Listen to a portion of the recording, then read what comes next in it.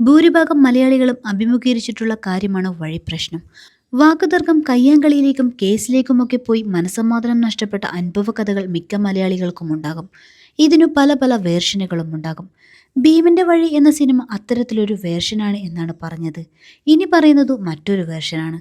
10-20 വർഷം മുൻപുള്ള ഒരു കഥയാണ്. റിയൽ എസ്റ്റേറ്റ് വ്യവസായം ചൂടുപിടിക്കുന്നതിന് മുൻപ്. ഈ കഥയിലെ കഥാപാത്രങ്ങളുടെ പേര് യാഥാർത്ഥ്യമല്ല കേട്ടോ. ദിവാകരേട്ടനും കുടുംബവും എറണാകുളത്തെ റോഡ് സൈഡിലുള്ള 50 സെന്റ് വസ്തുവിലാണ് വീട് വെച്ച് താമസിക്കുന്നത്. പെൺമക്കളെ കെട്ടിക്കാനും മറ്റും പറമ്പിന്റെ പിന്നിൽ അതിരിലുള്ള 10 സെന്റ് ദിവാകരേട്ടൻ വീട്ടിയിരുന്നു. ഇവിടെയാണ് ഉസ്മാനും കുടുംബവും വീട് വെച്ച് താമസിക്കുന്നത്. ഇവർക്ക് 3 അടി നടവഴി വീടിന്റെ കിഴക്കേ വശത്തു കൂടി പ്രമാണം ചെയ്തു കൊടുത്തിരുന്നു. പക്ഷേ മെയിൻ റോഡിൽ നിന്നും ദിവാകരേട്ടന്റെ ഗേറ്റ് വഴി കയറി വീടിന്റെ വശത്തുകൂടി എളുപ്പത്തിൽ ഉസ്മാന്റെ വീട്ടിലെത്താം. അതായിരുന്നു പതിവ്. സ്നേഹബന്ധത്തിന്റെ പേരിൽ അതൊന്നും ദിവാകരേട്ടൻ കാര്യമാക്കിയില്ല.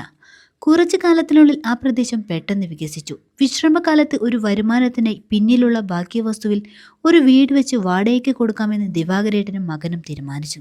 അങ്ങനെ കെട്ടിടം പണിക്ക് പിന്നിലെ പറമ്പിലേക്ക് സാധനങ്ങൾ എത്തിക്കാനുള്ള സൗകര്യത്തിനായി പ്രധാന ഗേറ്റിനെയും വീടിനെയും ശല്യപ്പെടുത്താതെ അല്പം മതിൽ പൊളിച്ച് റോഡിൽ നിന്നും വഴിയൊരുക്കി. വീടുപണിയുടെ പല ഘട്ടങ്ങളിലും താല്പര്യത്തോടെ ഓടി നടന്നതും അയൽവാസിയായ ഉസ്മാനായിരുന്നു. ഇതിനു കുറച്ചു മുൻപ് ഉസ്മാൻ മറ്റൊരു അഭ്യർത്ഥനയുമായി ദിവാകരേട്ടനെ സമീപിച്ചിരുന്നു. 3 അടി നടവഴി കുറച്ചുകൂടി വീതി കൂട്ടാൻ കുറച്ച് സ്ഥലം വിട്ടുതരണം. അതിനായി അഡ്വാൻസായിട്ട് 50,000 രൂപയും പിടിച്ചേൽപ്പിച്ചു. നല്ല ബന്ധത്തിൽ ഇരിക്കുന്നതിനാൽ ദിവാകരേട്ടനും സമ്മതിച്ചു. അങ്ങനെ വാടകയ്ക്ക് കൊടുക്കാനുള്ള വീടിന്റെ പണി കഴിഞ്ഞു. സാധനങ്ങൾ എത്തിക്കാൻ പൊളിച്ച മതിൽ വീണ്ടും കെട്ടിയടക്കാൻ ദിവാകരേട്ടൻ ശ്രമിച്ചപ്പോഴാണ് കഥയിലെ ട്വിസ്റ്റ്. അതുവരെ നന്മമരമായിരുന്ന ഉസ്മാന്റെ മട്ടും ഭാവവും മാറി. കിഴക്കുവശത്തെ നടവഴി വീതി കൂട്ടാൻ അഡ്വാൻസായി നൽകിയ 50,000 രൂപ പടിഞ്ഞാറ് വശത്തെ പുതിയ വാടക വീടിന് മുന്നിലൂടെ തന്റെ പറമ്പിലേക്കുള്ള വഴിക്കായി നൽകിയതാണെന്ന് അയാളുടെ അവകാശവാദം. അതിനൊരു ഗൂഢലക്ഷ്യവുമുണ്ടായിരുന്നു. പ്രദേശത്തിന്റെ വികസന സാധ്യതകൾ മനസ്സിലാക്കിയ റിയൽ എസ്റ്റേറ്റ് മാഫിയ അയാൾക്ക് ചില കുബുദ്ധികൾ പറഞ്ഞു കൊടുത്തിരുന്നു. അതായത് നിലവിൽ വാടകയ്ക്കായി പണിത വീടിന്റെ തൊട്ടുപിറകിലാണ് ഉസ്മാന്റെ വീട്. ഇവിടേക്ക് വാഹനം എത്താനുള്ള വഴിയില്ല. പടിഞ്ഞാറ് വശത്ത് വാടകയ്ക്ക് പണിത വീട്ടിലേക്ക് സാധനങ്ങൾ എത്തിക്കാൻ താൽക്കാലികമായി വെട്ടിയ വഴിക്കൊപ്പം അല്പം കൂടി വഴി കിട്ടിയാൽ അയാളുടെ പ്ലോട്ടിലേക്ക് റോഡിലേക്ക് നേരിട്ടുള്ള വഴിയാകും. അതോടെ തുച്ഛമായി വാങ്ങിയ അയാളുടെ വസ്തുവിന് 10 മടങ്ങ് മൂല്യവും ഉണ്ടാകും. തീർന്നില്ല, അതിനോട് ചേർന്ന് കുറച്ച് തരിശ് പ്ലോട്ട് കിടപ്പുണ്ട്. ഭാവിയിൽ ഹൗസിംഗ് കോളനിയാക്കി വികസിപ്പിക്കാൻ സ്കോപ്പുള്ളത്.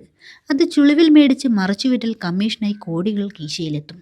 അതോടെ അയാളുടെ കണ്ണു മഞ്ഞളിച്ചു. സ്നേഹബന്ധം മറന്നു. ഒടുവിൽ വാക്കേറ്റമായി കേസായി. കുറച്ചു വർഷങ്ങൾക്ക് ശേഷം തെളിവുകളുടെ അഭാവത്തിൽ ദിവാകരേട്ടന് അനുകൂലമായി കേസ് വിധിയും വന്നു.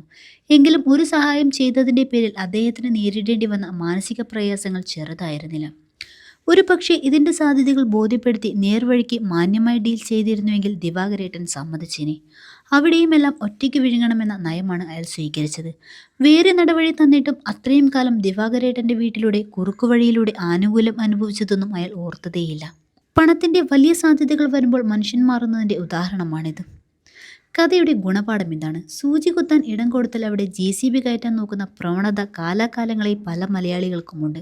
സ്നേഹബന്ധങ്ങളുടെ പേരിൽ ഇന്ന് ചെയ്തു കൊടുക്കുന്ന ഔദാര്യങ്ങൾ വർഷങ്ങൾ കഴിഞ്ഞ് അവകാശത്തിൻ്റെ കാർക്കശ്യവുമായി തിരികെ എത്താം. സ്നേഹബന്ധങ്ങളുടെ പേരിൽ ഇന്ന് ചെയ്തു കൊടുക്കുന്ന ഔദാര്യങ്ങൾ വർഷങ്ങൾ കഴിഞ്ഞ് അവകാശത്തിൻ്റെ കാർക്കശ്യവുമായി തിരികെ എത്താം. നമ്മുടെ മനസമാധാനം നഷ്ടപ്പെടാം. അതുകൊണ്ട് ഔദാര്യങ്ങൾ അർഹപ്പെട്ടവർക്ക് മാത്രം അറിഞ്ഞു ചെയ്യുന്നതാകും പുതിയ കാലത്ത് അനുയോജ്യം.